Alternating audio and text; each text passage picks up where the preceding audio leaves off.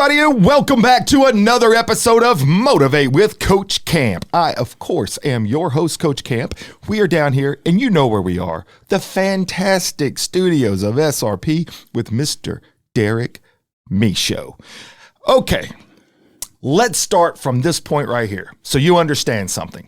We, as you know, we tape in advance, and then episodes come out later.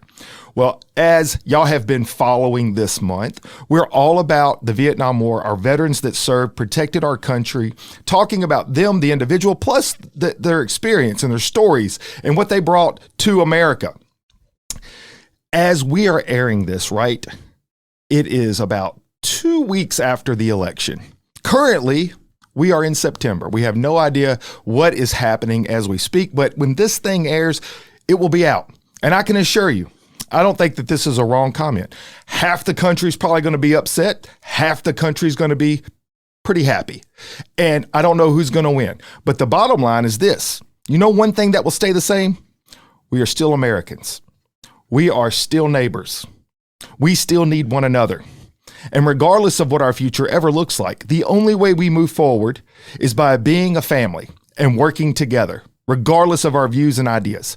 So that is why I chose to do an entire month highlighting our military members, because that is some selfless service. And as you know, we have been highlighting our veterans from the Vietnam War. Well, today's guest, so I've already represented the Army. We've represented the Air Force. I only had one more week in this month. We're going to represent the Marines. Why not finish this out with the longest standing branch of our military? Mr. Ed Stutler. He is from the area. He is a Marine. I'm going to let him tell his story. I know that he's got a lot to say, so let's bring him in at this time. Welcome to the podcast, Mr. Ed. How are you doing? I'm good, sir. How are you? I am doing fantastic. So when I was looking for one more person to come on, Miss Diane Height highly suggested you. She's a good friend. She is a great lady, and she's a friend of mine as well. And so when she mentioned that she had a Marine, I was like, yes, let's get a Marine in here. So if you don't mind, what was your rank when you finished up? Sergeant. You finished as a sergeant in the Marines. Yep. So one of the things that I like to try to do with my guests is build the story of where they came from so that we understand where they are. So let's just start with a little bit of your background. Where did you grow up? Where are you from? I was born and raised in Covington, Kentucky, which is directly across the river from Cincinnati, Ohio. Okay. That's the Ohio River? Yeah, Ohio River. Yeah, the Ohio River, yeah. How long did you live there? I lived in Covington until I joined the Marine Corps. Okay. So when did you go in the Marines? 1966. How old were you? How old was I? 19? 19 years old. 20 years old. Yeah. Okay. I went in the Air Force at 21. So, You know, the babies that go in at 17 with the signature by their parents, I don't think I'd have been ready for that. I don't know that I was ready at 21, but I definitely wouldn't have been ready at 18, right? Back in those days, I don't think anybody was ready at that age. That is a solid point, right? They didn't want to go to bed, though. I wouldn't imagine. So we're going to get to why you signed up and how you ended up there. But growing up in Kentucky, do you have brothers or sisters? I have two sisters that have since passed. Were they older? Older sisters. So you're the baby of the family. Yes. What was the influences? What was your mentorship like growing up? I don't know that I actually had any mentorship. My father was a traveling salesman. My mother worked full time just to manage the family. Things weren't good back in those days. It took a lot to raise a family back in those days. So they refer to those as like latchkey kids. So did you see? I had the latchkey. I had the key probably when I was 13 to the really? house. Yeah. Were your sisters, kind of help raising you? Well, not really, because they were busy. One of them went to the convent to be a nurse, or be a nun rather, and the other one was out with their boyfriends forever and ever. Isn't that interesting? So one's hanging out with boyfriends, the other one's going to be a nun. Yep. Well, that's a contrast completely right opposite. there. That is completely opposite. I would agree with that. Yep. So when you were growing up, what kind of interest did you have? Were you into sports? I was into baseball for a while. Okay. I wasn't good at sports. Okay. Too short to play basketball, not big enough to play football. But I mean, not for a team. But I did play baseball for a team in Covington. And you were close to Cincinnati, so were you a Reds fan? Oh, yeah, diehard Reds fan. Yeah, so in the 70s, they had the big red machine. Yep. So I'm a big baseball guy. My daughter's named after my favorite baseball player. I missed a few of those games back in them days. Yeah, so that was the old stadium. Crosley Field. That's it. Yeah, and then went to Riverfront Stadium. Yeah, and then it went to Riverfront. That's right. So when you were growing up, did you think maybe baseball might be it? Maybe you would No, do that? not really. I had this thought in my mind that I always wanted to be an architect. Okay, that's what I was curious Ask of. me where that came from. I have no idea. Did you do any schooling for it? I started to before Yeah. the war, Okay. And so you're moving out of high school. When did you graduate? 18, 17? 1963. You graduated high school in 63. Yep. So when you're getting close to the finish line of high school, were you considering at that time what did you want to do with your life, or did you already kind of have an idea? Well, my idea was to go to architectural school Yeah. and go ahead and be an architect. So what diverted you to the military? The government. I guess, well, okay, so are you saying you were drafted? No, they had this concept of let's just draft everybody. Okay. So, you know, you had to go take a physical, take a mental exam and all that kind of stuff. Yeah. And I was down at the courthouse and I ran into a Marine recruiter Mm-hmm. and he said, you know, they're going to draft you. They're going to send you to Vietnam. I went, everybody's going to Vietnam. Yeah. He said, yeah. You want to come back alive, you need to join the Marines. So that was the selling point. And he You're sold going to me. have to go. You might as well go with us so you can come back alive. And he sold me. That's an interesting conversation. Why was he so sure you would come back alive? I'm curious of that. I think he was just making mouth. Okay, so he was just doing his best sales pitch and thought It that was might be best the sales thing, and it pitch. won. It Yeah. sounds like it worked out There's for you. two things that won me over, really. Yeah.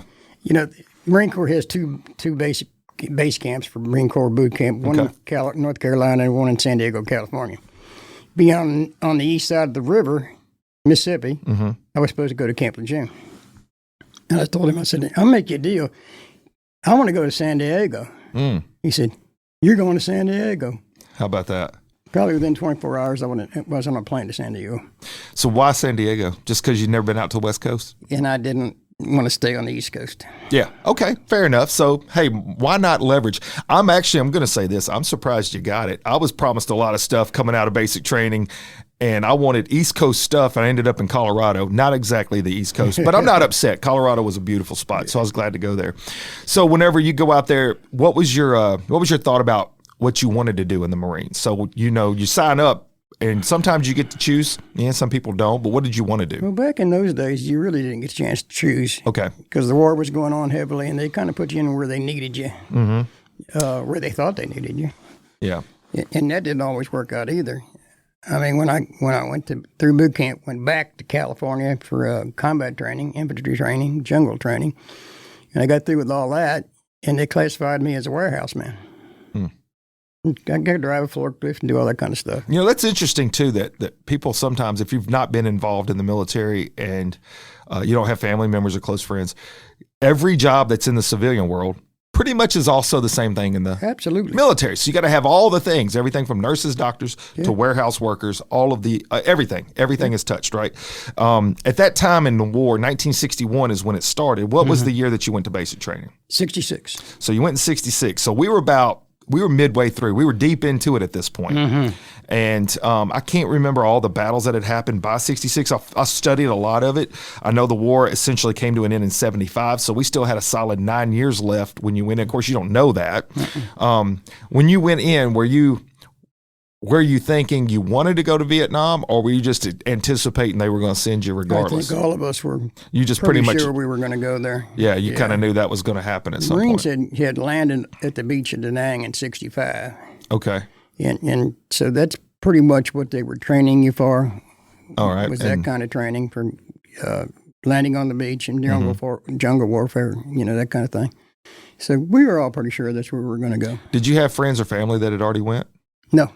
Did you have any family in the military prior to this? Nope. So you're the first of the first. Yep. So you really didn't have anyone to go and ask questions to. No. Wow. So did that bother you? Or do you think it was better not knowing? If I look back on it today, it's probably better not knowing. Yeah. I remember being on the plane flying in San Diego thinking, what have I got myself into? Yeah. Look, I ain't gonna lie to you. I wasn't in wartime, but whenever I was on the bus and we had pulled up in front of the gate that they're going to send you into for basic training, and they come in there screaming stuff, that kind of thought went through my head. I'm like, what have I done? Yeah. what world have I stepped into right here? Exactly. So okay. So when they tell you, when you get out of basic training, you get through your training with the combat stuff, how far or how long is it from that point to they come and give you orders, hey, you're going to Vietnam? 2 weeks. So almost no time at all. No, 2 weeks. You barely had your ears wet. Yep. At that point. So this I think about from me. I use a lot of personal perspective and relatable content. Whenever I was going into basic training, I went to tell my mom and dad, hey, look, by the way, I've signed up for the military. I leave on blah, blah, blah. They were distraught by this. They didn't like the idea. Okay. I didn't ever talk to them about it before I went in. What is that conversation like telling your family, oh, by the way, I leave in 2 weeks to go to Vietnam? Well, you may not believe this, but I didn't tell them. I do believe that. I'm telling you, I didn't tell them until I was assigned and ready to go to base training before I told my parents. So I do believe it. No, I was in San Diego. Yeah. And the drill instructor was having, pack up your civilian clothes, put them all in these boxes. We're going to ship all this stuff back home. You don't need it anymore. And I'm looking at him like, okay. And then he walked up to me and said, anybody know you're here? And I went, no. And he went, give me your phone number. Wow. And he walked back a room and he called my parents and told them that I was in San Diego, California. He was holding the phone out like he don't want to hear the answer. So that's the first time they even find out you've went in the military. Yeah. Wow. Yeah. And what was that response like when you finally did talk to them? God, I didn't talk to them until after boot camp after that. Yeah. They weren't happy. Okay. They weren't very happy people. Yeah. Well, nobody in their family had ever gone in the military. Okay. They didn't understand why I wanted to, why I felt I needed to. There's some things, like, I think I was born patriotic. Mm-hmm. When I was like 14 years old, I went out and put a flagpole in the front of Mother's yard. Mm. And I make sure that flag was up there every day. I don't know where that came from. Yeah. It does sometimes come from influence, and then sometimes it is an enigma. You just don't understand why you felt the way you did. I mean, full disclosure, when I went into the military, I had been approached a few times by recruiters. I was in college, and I literally made this decision driving home one day from school on the interstate, and I say, you know what, I think I'm just going to go in. And I just kept driving, went to the MEPS office, signed up. And then once everything was finalized, and I'm like, all right, I'm definitely going in. This is the date I leave. That was when I told my parents. So, it is funny. Sometimes you don't have a lot of thought. And then I've spoke to people that it was a big debate, and they were back and forth on whether or not they should. Mm-hmm. And so sometimes it's like what you said, you just don't know where it came from, and you did it. And I never regretted it. I'm glad I did it. There were moments in the moment when I'm like, oh, I don't know what I did. Mm-hmm. But then later you look back, you're like, man, I'm so glad I did that. It molded me in ways I would have never had, right? See, I was in school at the time. I wanted to go to architectural school, but it was completely full. Okay. All medical schools were completely full. Anything that would lead you on to a good job, the colleges were full because people did not want to get drafted. Mm-hmm. But the draft board decided architectural school isn't one of those we're going to give you a deferment for. Mm. School was packed anyway. So I went to Ohio College of Applied Science for a couple of years, waiting to get into architectural school. Mm-hmm. So it was in that interim is when I joined the service. One thing I find fascinating, I do my homework on my people, by the way, y'all know that. In an interview that I watched a little bit of, you said, they asked you about what were your favorite subject in school and what was your least favorite. And you said math was your least favorite. Yes. And to be an architect, you kind of got to be good on angles and stuff and measurements. So I learned it. That is funny, right? So it's funny. Sometimes you go towards the things that you least like, but maybe that challenges you more and you like the challenge. It did. Yeah. You did back in those days, yeah. So I was intrigued by architecture. Yeah. Well, so you get the call and now you're going to leave. Do they tell you immediately where your orders are to? No, things were different back in those days. These days, when they call up a unit, they call up the whole unit. That's right. Like, and the whole unit goes. Back in those days, it wasn't like that. They call up an individual and say, you're going to Da Nang. Yeah. So that's where they sent you. Yeah. Well, first they sent me, where did I go to first? I went to Okinawa first. Went to Japan, Okinawa. And then they said, sent me to Da Nang, which was under attack when I got there. Oh, it was under attack, currently under attack. Yeah. Yeah. And I got off the plane, and this, I forget, captain said, where's your orders? I gave them to him. He said, I don't know where to put you, but you can stand here. He said, we're going to put you on a helicopter and fly you to Chile. And I went, okay. I'm thinking this place is under attack. Chile can't be any worse. Yeah, right, right. So actually, Chile was 50 miles south of Da Nang, and nobody had ever heard of it because it wasn't really there when I got there. You know what they call that old saying that Marines are in first? Yeah. The one thing they don't tell you is when the Marines go in first, there's nothing there. Oh, So you're So there's uncharted. no toilet, there's no water, There's nothing. You're sea rations roughing and- it. Yeah. Yeah. And that's Did what you it feel was. like you had been prepared for such a thing? No, Okay. not at all. I mean, that's a fair comment because they put you through a lot of training. I get that. But then sometimes when you get into the real world situation, Totally different. can be completely different, Totally right? different. So what are you thinking as a young man? You're walking up on this stuff and now you're seeing this third world country under attack and it ain't even like what you were trained to do. I was thinking this is more realistic than any movie I'd ever seen. And this was real life, Yeah. which was a shock to a guy from Kentucky. You know, there was a colonel there, and he looked at my orders and he said, "Why'd they send you here?" And they put me on a plane, told me to come here. Yeah. He said, "I got no place for you. What am I going? I don't have a warehouse. What am I supposed to do with you?" He said, "Can you drive a truck?" I said, "Yeah, I got a military driver's license." He said, "Well, now you're a truck driver." Wow. Forget that. It evolved quickly. It evolved quickly. Yeah. So immediately now you're a truck driver, which you haven't been trained on. Well, I drove trucks in Camp Pendleton. Okay. To get a military driver's license, I had to Gotcha. drive them, so I had to be used to it. But So what were you driving? started out with a 5-ton, Okay. pretty much there between 3/4 ton, 5-ton, deuce and a half. And what were you hauling? All our supplies came in. We had a natural harbor in Chulai, and Navy ship would bring our supplies into there. So we had to truck it up from the beach to the base camp, and from there it gets sorted and distributed to all the other 7th Marine outfits that are out in the field. Yeah. So whenever they called and needed supplies stuff, we hauled it out there.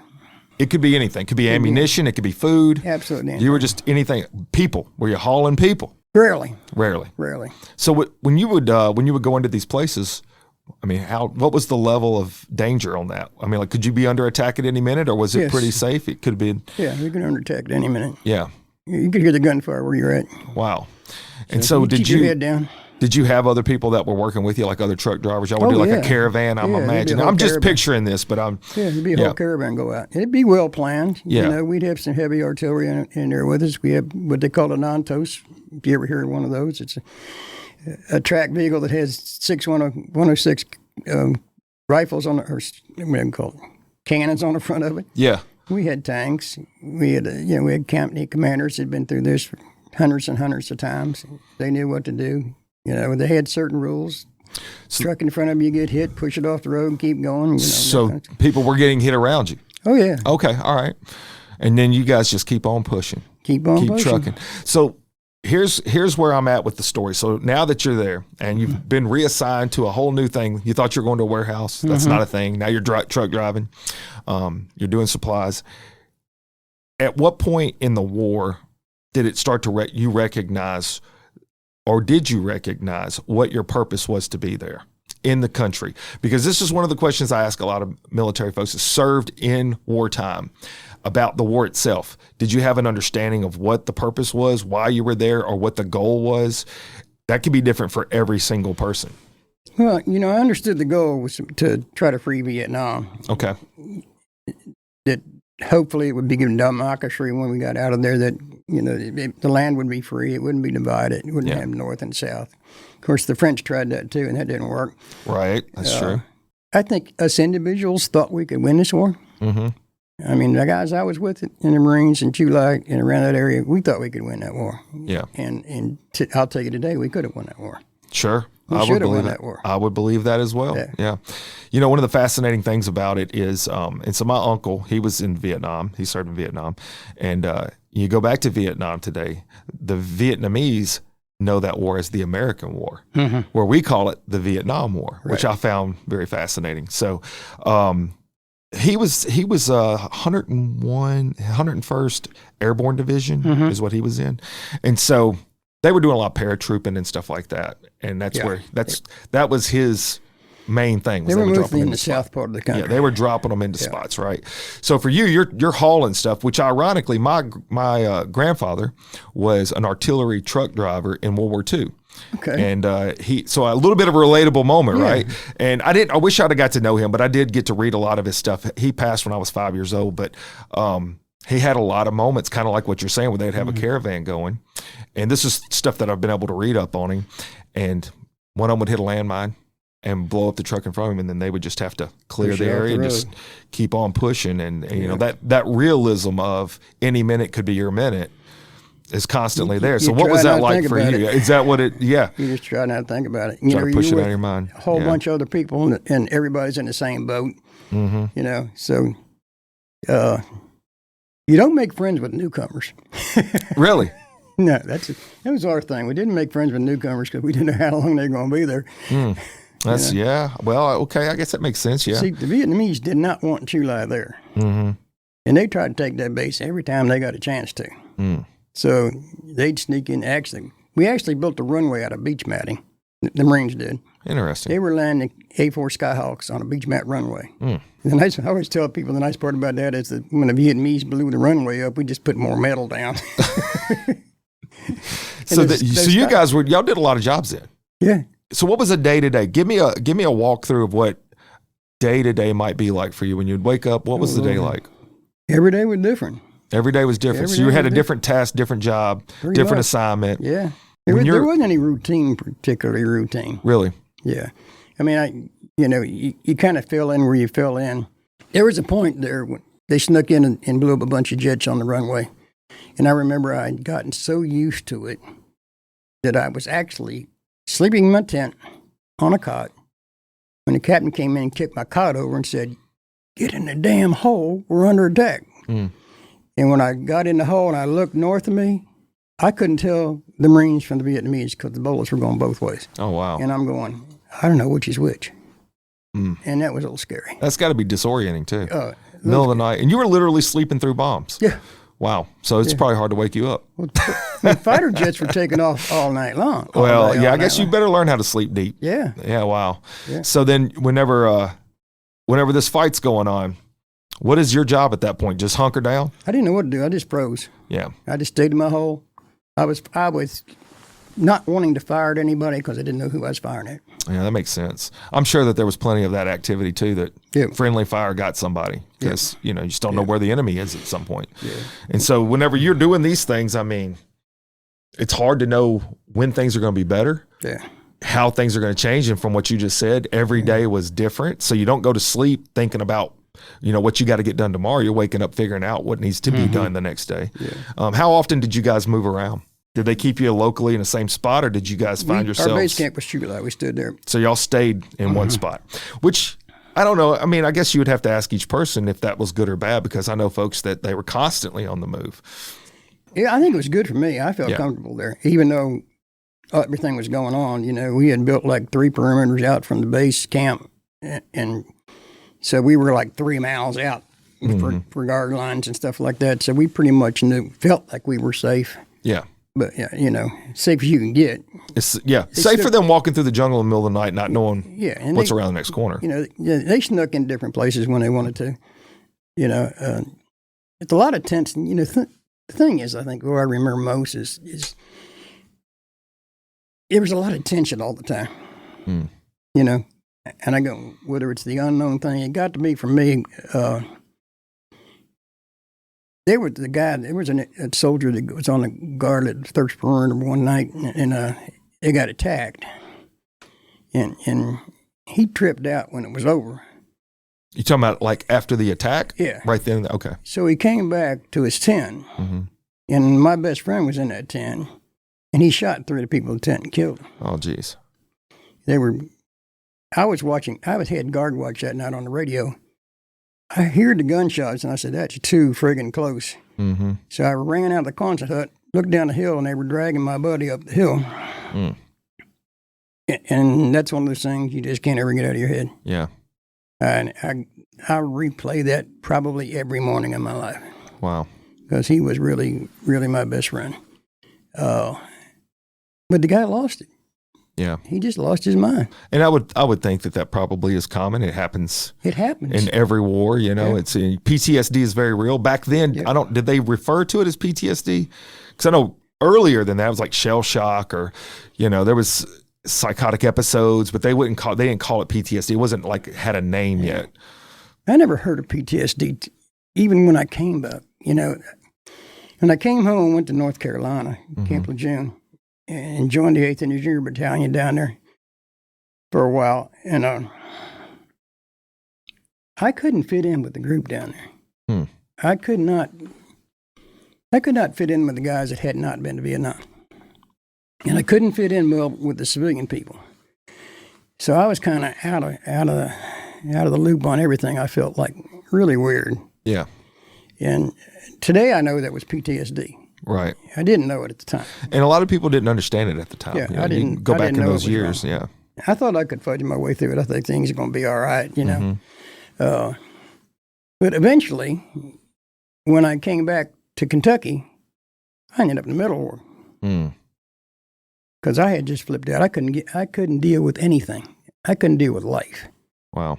I couldn't trust anybody. I couldn't, you know. So I went through a long period of time of psychiatric care, PTSD care, psychiatrists. Lucky there was an Air Force psychiatrist. Probably saved my life back in them days. Because he was the one that was really willing to call it PTSD. Yeah. Nobody else. What year was that? 68. That's kind of surprising that it was in the 60s that they were at least starting to recognize the post-traumatic issues that people would experience. How long were you in country? 14 months. And typically, I guess it was about a year at least. And some did 14 months. And was there the option to stay longer? Sure. So you could stay as long, you could just re-sign up and say, I'm staying longer. Yeah. But clearly, a lot of people don't want to do that. They do their time. They're ready to come home. And a lot of people went home and came back. I do know about that, yes. And they came back for the same reasons. I would have felt more comfortable if I went back there rather than where I was, if that makes any sense. You're talking about where you were, like back in America when you came back to here? Yeah, when I got back to Kentucky, I would have been more comfortable going back to Vietnam. Is a lot of that because of the guys you were with and the trust you had and the routine that, even though it was not routine, it does sound like your routine life was you understood at least what the mission was, and whatever it took to do that mission may be different each day. But there was some unity there, right? You know, I think there's a lot to be said on this for multiple levels. I know you don't know a lot about me, but so I'm a retired Memphis firefighter paramedic. Okay. And one of the things about the busy stations, which in Memphis now most of them are busy stations, but there are very, very busy stations, and you will feel just wore down, drug through the mud. By the time 24 hours is up, you've been through it, right? I can believe it. And a lot of guys don't leave those stations. And it's not because they love getting their brains beat in on the fire equipment and the ambulance, but it's because the unity that you build when everybody's going through that type of proverbial hell. Exactly. You start to gel and bond because you count so much on that guy next to you, and you recognize that when you step out of that realm and you go somewhere else, like what you're saying, you come back to America, you don't relate to the people. It's because they don't understand where you've been and what you've done. Right. And if you started to voice some of the problems that you started facing, they're not going to understand that. They don't want to hear it. Yeah. I remember when I first came home, I walked in the house at my mother's house, and the first thing she said to me when I got up this morning, she says, "When are you going to get a job?" So your parents, I'm assuming then when you come home, there is that part. You're transitioning now back to the house and your folks and stuff. Like, did they recognize who you were now? Did you change that much? Well, I changed, but they didn't realize it. Yeah. You know, their thought is get a job, get married, get out of here. That's right. Yeah. You know, and that kind of irritated the hell out of me, if you know what I mean. And she was like, I'm not the same kid I was when I walked out the front door. Yeah. You served until 1972, correct? I served in reserves the rest of the time. Okay, so you did active duty 14 months over there. When you come back now, the rest of it's... I served 2 years active. 2 years active, okay. So I didn't have that specified. I promise, I do try to know a little bit about my guest if it's possible, and then that way we have some stuff to talk about. So then when you came back, you're doing reserve, so that's 1 weekend a month and then 2 weeks out of the year. Yeah, it was pretty much that. Seems like I would know that, but I didn't go in a reserve, so... The Marine Corps assigned me to a military police battalion in Louisville, Kentucky, and their comment was, because I'd already been seeing a psychiatrist by then, and their comment was, you're going to be assigned to there. We don't want you there. Okay. We want you to get help. Wow. And I actually never went there. So you never served a day at that place? Never served a day at that place. They sent me a honorable discharge. Did you do anything? I mean, what were you doing during that time? I'll tell you what, for the first year, I was probably crazy. For probably a whole year. Wow. I couldn't deal with anything. Yeah. for probably an entire year. Describe to me what that was like. Because I know that people that have not been there, it's probably hard to picture. They can understand, they could relate, or they could be sympathetic to a person being changed and having trouble dealing with reality around them. But what are the feelings? Because sometimes articulating that will paint a better picture. Is there a way that you can describe it? It's a hard thing to do. Yeah. It's like my mind, I've been going through a lot of flashbacks. I would not sleep well. I was nervous and anxious constantly. You know, looking out the window, looking out the door, watching people, not trusting anybody. Yeah. And I couldn't even trust the neighbors I was living next to. And it was in me. I don't know why. Yeah. I just came back with that attitude. And it was crazy. And you didn't understand it. Huh. I think that's the bigger picture there, is that you're going through things that you can't seem to understand. You know, for most of us, I'm just going to do some cross idea relating to stress and problems. You're having trouble with a marriage. You can understand why you're having trouble with your marriage, right? So it's not hard to figure out where the problems are. If you're having trouble with your job, you understand where the stress is coming from with your job. So to a point, even though it's still a problem, you can somehow find a way to mitigate those emotions and feelings and maybe work towards a solution. But imagine how difficult it is to be dealing with something that is profoundly affecting you mentally, physically, and you don't even have a way to put a finger on it. Right. You can't even understand it. It was like I felt like I lost my mind. Like I was totally insane for a while. Did you have other veterans around you that could understand that? I kind of avoided everybody. Yeah. Isolation is one of the things that sends you into the depression. Yeah. Once you have a post-traumatic incident, all these things, obviously, I've been familiar with. Up. Yeah, it does. It piles on. Anxieties and alcoholism, it all adds up. Yeah. You know? You're looking for an outlet, right? And so, you know, there are so many stories of people that come back from traumatic events and they are looking for a way to relieve the pain. They're looking a way out of the pain. Drugs, alcohol, other bad choices in their life. Yep. And that is why currently, the last time I had looked at the statistics, we lose 21 military members a day to suicide. We still do, yes. Yeah. And so it's, you know, that's a very real problem. That's a very real challenge to overcome, because there's two sides of this, Ed. I think that you're going to be able to add something to this conversation on this part. Is one, you don't understand why you're going through it. But then two, and I think this is probably multi-layered, two, you don't know necessarily always where to go get help. But then the other side of that is sometimes, and you can speak to this as a Marine, because let's just face it, I was in the Air Force. I looked up to you guys because I needed my air condition. I wanted to go sit in an air conditioned class. I didn't want to go out in the field, right? Yeah.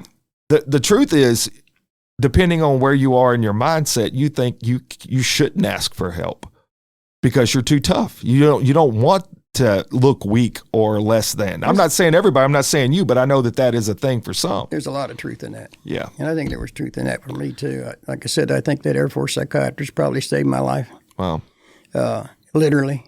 Oh, I believe it. I know that's not just a... He's the only one that can make me make sense of what was going on. You know, I never did believe in hypnotism, or you call it. And he told me one day, he said, I'm going to hypnotize you. And I'm thinking, this guy ain't real. I can understand. So anyway, he starts on this routine, and then I hear him saying, when you wake up, your hand's going to be up in the air. And he woke me up, and my hand was way up in the air. He said, now do you believe it? And I was going, I guess so. But there were things that occurred in Vietnam that my mind would block out. It would block them out. He would try to make sense of the things that were being blocked out. And at one point, he thought, his feeling was, it might not be good to try to bring those things back. So that even happened when I finally moved to Memphis, and I was at the VA hospital down in Memphis. I've been a volunteer down there for like 20 years, but I started down there in the psychiatric yard, seeing psychiatrists at the VA hospital in Memphis. And the head of psychiatry said exactly the same things. He said, it was in my mind to bring those things back. I couldn't get closure. I thought, if I could answer some of the things that were blocked out, maybe it would help me calm down a little better and get better closure to whatever the word might be. Sure. And after seeing him for a while, he said, you know, we got people that can do that, but you're not going to go through that. I'm not going to let you go through that. I'm not going to let you try to bring these things back because you may end up worse than you are today. I think that is fascinating because it is true that everybody's wired different, and what works for one person may not be the thing that works for the next. So for a person in a profession to be able to recognize that this is not the path we need to go with you, I think that's really good because, somebody listening to this right now may say, well, that's what they did for me and it really worked well. And that's good. That is good. But I like the idea, though, that it's not like a broad brush idea. You're dealing with the matters of the mind. There are organs that you expect to work a certain way. If you're a heart surgeon, everybody's heart should work pretty similar to the same way. You're going in, it shouldn't be a lot of uncharted territory. The brain is the biggest mystery because everybody is wired different. They all perceive information differently. And so in the world of psychiatry, it is very difficult sometimes to pin down the best path. So I do like the fact that you're sharing that because somebody hearing that might be like, well, that's what they told me, but I thought maybe I should. Maybe they shouldn't. And it sounds like it was a better choice for you. I still struggle with it, I think. Yeah. When the VA was going through my claims, when I filed for my disability claims, and they asked my first sergeant in Vietnam, who was a service officer in Georgia at the time, to write a letter, or write them and tell them what I was involved in. He sent it to them. It was a long time later that I asked for copies of my records. They sent it over to me. And he had put things in there that I couldn't remember. That you had talked about, obviously. And then when you're reading back through, you're like, I don't even remember talking about that. Yeah. I mean, things that happened out on the roads and stuff that he wrote down, I couldn't remember. Wow. And that just ate my lunch. And I could not remember. It took me a long time to get used to the fact that I just got to let it go. And it was hard to let that stuff go. And still today, I still got the letter. I can look back through it and read it and still try to remember, and it's no good. Yeah. So when you were going to therapy, how often did you go? For a while, I went once a week. Okay. And I was going like every 2 weeks. It kind of progressed. Did they start you on any medication? Yep. Yeah. Yeah, they did. They probably made one big mistake back in those days. What's that? I asked the psychiatrist back in those days, in the 60s, I said, does it matter if I drink alcohol and eat stuff? And he went, no, because you're not going anywhere. You can't go to work. You're going to be locked at home. You can't do anything. I don't care. That was the worst thing he could have told me. Well, sure. The worst thing he could have I don't told think me. That would be suggested today. No, hopefully. It wouldn't be suggested today. You're right. But that sent me in a whole different world. I would imagine. Yeah. So did you find yourself battling substance abuse? Yes. Yeah. Yeah.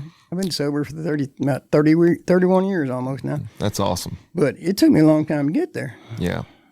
And I fought it for a long time. So you're going through a lot of stuff here, and you're trying to figure out what's going on with you, and you're trying to get yourself better. And we've already touched on the fact that your family was confused on it. Is there a point where they start to understand that Ed is a different Ed now, and we need to work with him on this? I don't think they ever did. Really? No. My father died kind of young. He was diabetic and he ended up going blind and losing a leg. And my mother was consumed with that. And she had her own issues. Yeah. My sisters were off in the world of their own. So I don't think anybody in the family ever really understood any of it. Yeah. And speaking with so many different guests that's had stuff, they talk about, the support system sometimes is the very thing that they had to have to get through it. So it does sound like you came back to an island. So did you find a support system beyond just the therapist? I found my support system in Vietnam Veterans America. Okay. How did you find out about that? Was it actually through the VA or? No, actually, they had brought the moving wall to Memphis many years ago. I tried to go down the real wall in D.C. when they opened it up, and I made it about 10 feet down there, and that's all I could take of it. So a friend of mine took me out to the wall when I think it was in Millington at the time, and I started to go down it, and I was kind of stuck for a little bit, and they were trying to help me along, and these couple of Vietnam veterans that were running the desk there came up and said, you need some help, man? And I went, yeah, I do. So they helped me go down the wall and find some names and stuff like that. And then we got to the end of the wall, and those guys said, come sit at our card table with us. And there was probably about 10 Vietnam veterans in there. They belonged to Vietnam Veterans of America in Memphis chapter. And I went over and sat down with them. And I started going to their meetings. And eventually I ended up being president of it. Really? Is that still to this day? No. Okay. How long were you president? It's 5 years, 4 years. Okay. 4 years. And I was also a member of the Marine Corps League in Memphis also, so I got support there too. Okay. So then I got married and moved to Mississippi and changed Marine Corps leagues. How old were you when you got married? Well, I get which time. Okay, so that's what I was curious. You hadn't mentioned anything about family, so I didn't know if like you had stayed single this whole time, or were you married when you went to Vietnam? No. Okay. I got married after Vietnam, and both of us understand today that was a mistake. Yeah. You know, we were in our 20s, mid-20s, but we got married because all our friends were getting married. See, when I came back from Vietnam, they'd all gotten married. They were all gone, had their own lives. Yeah. So I didn't have any friends there left to run around with and stuff. But anyway, we're friends today. Okay. Then I got married again, and that lasted probably 10 years. The second marriage. Yeah. Yeah. And I got married in 2010. So pretty recent then. Yeah. This is important too, because I think that there are going to be a large number of people that relate to this. Did you find that your memories and the trauma that you'd experienced from Vietnam, did that affect you in your marriages? It sounds like the first one was just a young mistake, but the second one. It affected me heavily in the first marriage. It did? Yeah, very heavily in the first marriage. And you know, I had to say it did in the second too, not as bad. I think the alcoholism did more in the second one. Which is still a branch of the problems that you brought back with you, right? Yeah. So right. It carried over. And in this third one now, they say the third time's a charm. Mm-hmm.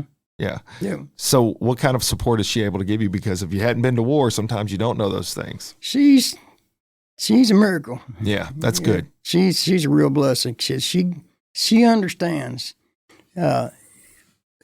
The majority of my time these days is spent with veterans organizations, with the Marine Corps League, the American Legion, Vietnam Veterans of America, volunteered to VA hospitals. So she knows all my friends. So she's very involved. That's good. She's not really involved. She stays on the outside. Mm-hmm. She knows all my friends. Okay. She knows their families, but she stays out of trying to get involved in veterans, trying to talk about veteran stuff and things. I got you. But yeah. But I've got cliques with inside those organizations. Mm-hmm. Like the American Legion, there's like 4 of us that kind of get along good together because we relate to each other better. Mm-hmm. Same thing in the Marine Corps League, and the same thing in Vietnam Veterans of America. There's certain groups within groups that have a similar experience that kind of bowl together. Mm-hmm. So I get a lot of support from these groups. So on this platform, I've been so fortunate to be able to have folks like yourself and other individuals, have people on here that's, they were addicted to heroin, they were addicted to methamphetamines, and they come on to alcoholism, and they're able to share these stories. And the truth is, I say this a lot of times to my listeners, so they've heard this over and over, those that follow me all the time. And that is, I realize this platform is not about me, but it is about me being able to share other people's stories, because the truth is I haven't gone through everything, thankfully. I'm glad I haven't been through everything. I don't want to experience everything. Be glad. But what is important, though, is that people out there see someone else that has been through certain things and they've come out the other side, and they recognize that where they are today doesn't mean that that's where they have to stay for the rest of their life. Tomorrow can be better and brighter. And so hearing someone's testimony of what they've been through can be more than encouraging. It can be life-changing, just hearing someone else's story. And part of that, and this is where I'm going with this part of the conversation, is part of that is sometimes you need to find the birds of a feather. There's so much to be added to by getting around other people with different experiences to learn different stuff. But especially when you're looking for support, strength, you need to be around folks. And it's not just about being like-minded, but it's about being people that understand your position. And that's where I see a lot of the healing that has happened for you, is being back in those groups of those people, not just Marines, not just military, but folks that were a part of that moment in time with you. Right. When you say something, they feel it. They don't just hear it. Absolutely. And I think, unfortunately, that's probably one of the reasons that we're losing 22 veterans a day in suicide, is that they don't reach out. Mm-hmm. They don't know who to reach out to. They don't know these veterans organizations, or they're reluctant to go visit. They're reluctant to talk about it. Mm-hmm. And I think it's important for all the organizations to reach out to these guys. Absolutely. and get them to come to a meeting, get them to come meet people. Because I think once they do, if they do, it'll change their perspective on where they're at. Mm-hmm. And to what you've also said already, you'll recognize stuff that you couldn't understand. Yeah. When those things start to become more clear, now all of a sudden you can wrap your head around the problem itself and start looking for solutions. We stepped past this a little bit because we got into the PTSD, which was definitely a big part of what I wanted to talk about, see if you had some issues from that. Obviously, we've covered it. But the other part of the Vietnam War that is unique in a lot of ways to other United States wars is our military service members, they come back and they're not met with a hero's welcome. My uncle spoke to that very clearly whenever he come back and he went into San Francisco and how they were being spit at and talked about. Was there a part of that added to the post-traumatic stress syndrome, realizing that you're coming back to a country that a lot of people, that definitely not all, by no means, but a lot of people saw you a certain way that wasn't true? It didn't affect me. Okay. And I think the reason why is I was oblivious to it. So it wasn't necessarily in your area of town? No, I mean, I came through San Francisco also. Okay. But at that point, my mind wasn't there. I got you. My mind, I don't care what they were doing. My mind you were was pretty not, checked out. Yeah. Yeah. I checked out all of it. I just oblivious to everything that was going on around me. Mm. Well, I and unfortunately, there was so many stories he had shared with me that was just, I think that this is not necessarily untrue today either. People act off emotion instead of knowledge. A lot of times they don't understand a situation, but they'll have a really strong opinion on that. And their anger or their lack of desire for something is driven by that feeling of emotion versus understanding that where that person's come from. And I have a lot of friends. The Vietnam vets went through a lot of stuff. I have a lot of friends that went through that coming home. Yeah. And my uncle was no exception. And so to a point almost, it's like the trauma you experienced kind of shielded you at least from the extra trauma coming home to that. That's a good way to put it. Yeah. I mean, you wouldn't ask for it, but at the end of the day, there was something that came from it, right? So whenever you get back here, you start moving forward, things start to come together for you. What's your next job? What do you get into after post-war? Worked my way back into architecture. Did you really? So that's I was curious. I did not get that far into your story. Yeah. So once you get back, you've gone through some things, you started getting healthy again, you go back to architecture. Yep. What does that road look like? That was the happiest part of my life. Okay. I got back into doing store design. I was working for Kroger. I worked for Kroger for about 19 years. What'd you do there? Design stores. You were designing the stores? Yeah. How about that? Malone and Hyde here in Memphis offered me a job to come here and design stores for them. Wow. And I did that. And after the year of that, I told Fred Hyde, who was the owner of the company at the time, that I didn't want to work in another grocery store as long as I lived. And he went, well, we're starting a company called Auto Shack. We're going to have you start over there Monday morning. You can design those buildings. How about that? So I spent 21 years designing AutoZone stores. Wow. 21. So 19 with Kroger, and then you transitioned to 21 more. Yep. That's a full life. And I loved that job. I'm one of those persons that liked getting up and going to work in the morning. Yeah. I liked what I was doing. Yeah. So my thoughts when I was a child were true. Yeah. You still continued to follow that dream and passion. How about that? Yep. And so when did you retire from 05. So 2005. And since then now, obviously, we've already discussed you've done a lot of charity work, working with veterans in several capacities. Last couple of years, I've been working on the Fisher House, if you're familiar with that. I am not. What is the Fisher House? The Fisher House is a foundation. It's founded on the concept of we need a place for veterans' families to stay when they come to visit people at the VA hospital. It's not a Ronald McDonald House. It's not that kind of thing, but it's similar to it. Yeah. So if you have a veteran that's in the hospital and you live more than 50 miles away, you can come stay in that house. You can, food, everything's provided. I love it. If you need transportation, we got transportation. We're going to dedicate the one in Memphis on Tuesday, next Tuesday. How many of these houses have you guys put together? This will be the 98th open. Wow. There's the 100th that's under construction. Wow. And they're all either adjacent to, on VA grounds, or on a military basis. So this one obviously will be downtown that you're talking about. It's right behind the VA hospital. When did this get started? It started A little over 2 years ago. So I've been working on it a little over 2 years. Give me that name again. I'm going to make sure I put that in It's here. the Fisher House Foundation. Fisher House Foundation. You know, there was a guest of mine that was from Alabama, Daisy's place. This is a mom, and I'm just relating this because I want people to hear this, and this is spot on why I love doing these things and broadcasting. It goes all over the world, and I love that. She was from Alabama. She had a daughter that was very ill, and she lived 4 hours away from Vandenberg, 3 hours away from Vanderbilt, and that's where her daughter had to go for the specialized treatment. And she found herself living out of her van, having to get her daughter all this treatment, and there was nowhere for her to stay. And so she just took initiative and started her very first house right outside of their major hospitals in Alabama called Daisy's Place, which her daughter's name is Daisy, just to house people, family members and stuff that had extended stay that lived outside the area, to be able to be close to their family and didn't have to worry about sleeping in a parking lot because they didn't have the money to stay in a hotel every night. That's exactly how the Fisher House got started. Sounds exactly what happened here. That's awesome. It happened to the Fisher family themselves. And they were a well-to-do construction firm, real estate firm. And they took the initiative to, let's go build one of these houses where we needed it.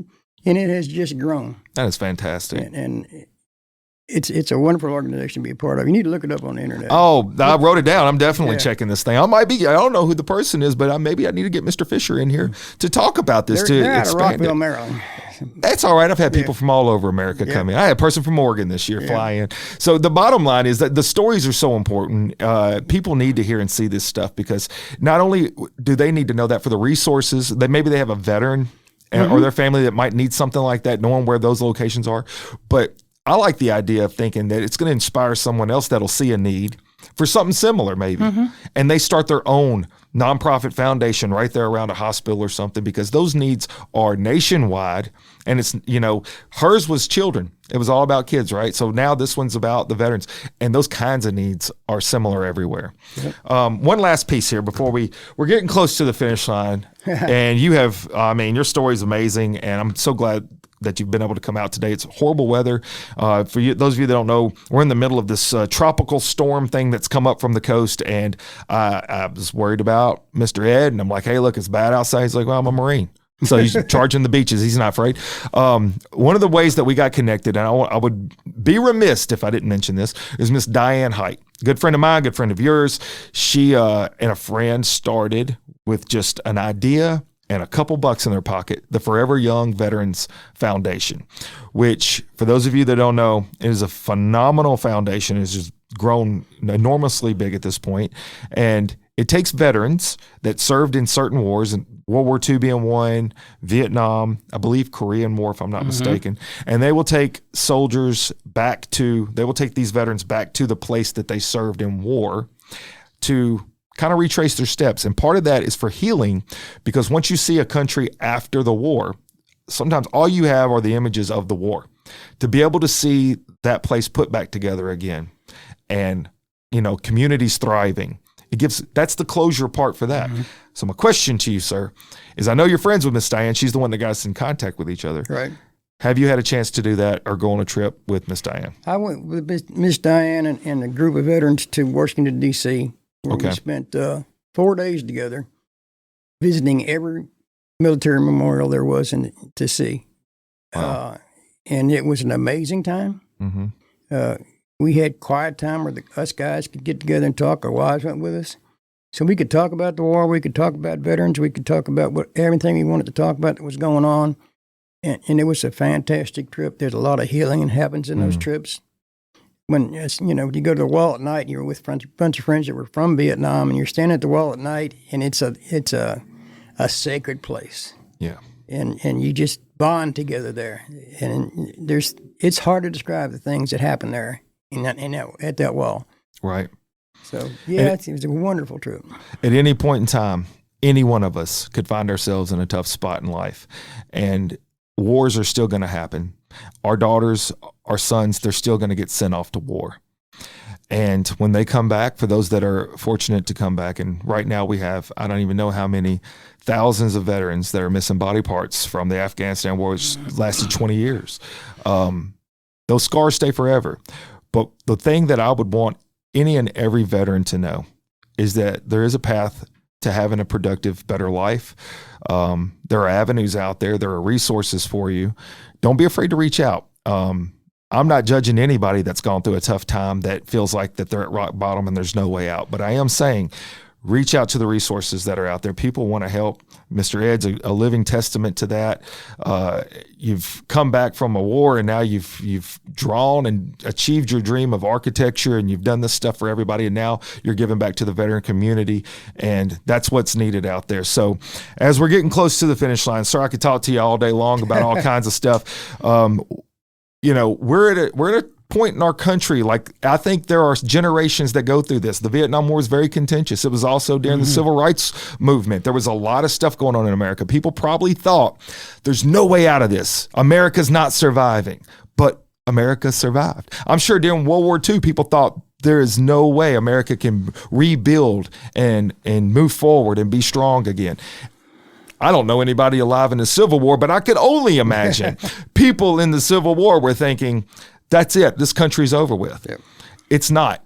It is people like you, sir. It's people like me that believe in a better future tomorrow, and we live together in our communities. And you cannot let the politicians make us believe we hate each other. No, you can't.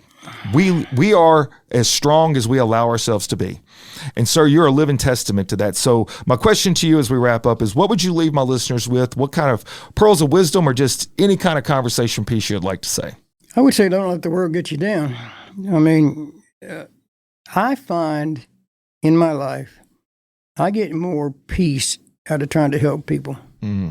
And I think if anybody's out there that feels that same way, then I just help people. Just get up and do it. Just find ways to do it. VA is looking for volunteers on every kind of thing you can think of down there. If you feel like you don't have anything to do, go down there and volunteer. There are a lot of other volunteer organizations in the city that do the same thing. You could volunteer for very young veterans if you wanted to. That's right. So yeah, you don't have to be a veteran to help with the program. That's true. That's true. It's just get involved. Mm-hmm. Get involved. Yeah, take the first step, because the truth is it's easy to think about the mountain in front of you, but all of a sudden you start taking those steps, and before you know it, you're at the top of the mountain. Yeah. So no matter how big something seems, how hard something seems, take that initiative, whether it's just simply volunteer at a local VA, whatever that organization might be, or doing something, starting something yourself for your community. Look, that's how we're going to be a better America, okay? I had a friend of mine once tell me, get out of yourself, because that's where it's at. That's right. Live bigger than you. Yep. Live bigger than you, and giving to others is definitely the best way to do that. Well, Mr. Ed, thank you so much for coming out of the studio welcome. in this abysmal weather. But it ain't nothing. It ain't no step for a stepper when you've been a Marine, right? That's true. All right. Well, thank you so much. Hey, look, thank you, listeners. I appreciate you. You know that. I'm telling you all the time. Look, like I said, we're taping this right now in September, but this is coming out in November. So whatever the world looks like right now to you, just know that you have an opportunity to change that vision moving forward. You can do that. You can do that, and you can do that not just for yourself, your family, your friends, everybody, your community. Take a step forward and make it happen, because I got news for you. Life is worth living. Thank y'all again. Go to my website, motivatewithcoachcamp.com. Please subscribe to my YouTube. And until next time, Coach Camp out. I love the chase and the hunt, and I set the pace when I'm running. I always take what I want, and I always give it 100. Don't need a bank, no, I'm funded. Play the game like it's nothing. I'm always thankful for something. Don't take for granted, stay humble. Now wake up! It's time to look at the enemy. Look in the mirror if he is no friend to me. It's not working out, maybe it's the chemistry. It's time to break up so I can make a better me. Better believe in your mind, cause it's everything. You can mold, shape,